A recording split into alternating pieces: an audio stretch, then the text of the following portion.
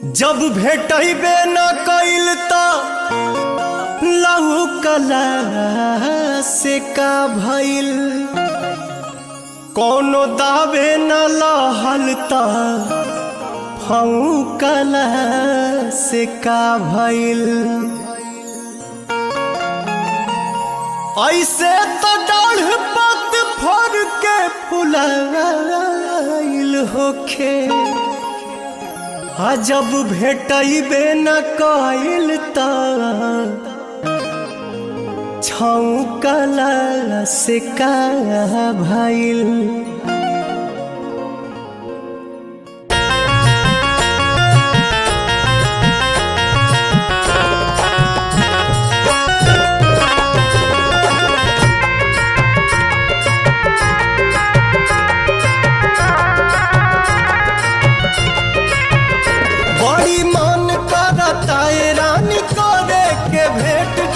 College सवेर तोहर करब हम वेट, बड़ी मन करता ये रानी करे के भेंट। अह कॉलेज सवेर तोहर करब हम वेट, जवन भइल रहे गलती न फेर होई हो। मुहवा ओढ़नी से बांध के नया ये जान न त चिन्हे में देर होई हो। मुहवा ओढ़नी से बांध के नया ये जान न त चिन्हे में देर होई हो।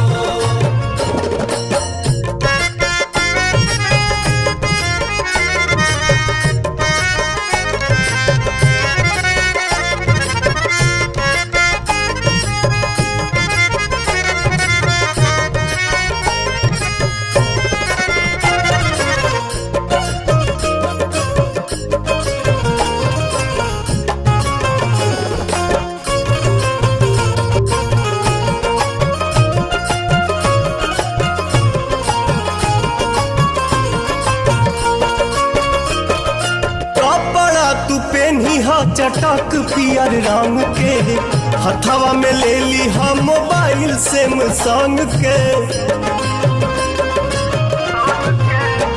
हाँ कपड़ा तू पहनी चटक पियर रंग के हथवा में ले ली हम मोबाइल सैमसंग के। कॉल करी हम फिर बात ढेर होई हो। मुहवा ओढ़नी से बांध के नया ये जान न त चिन्हे में देर होई हो।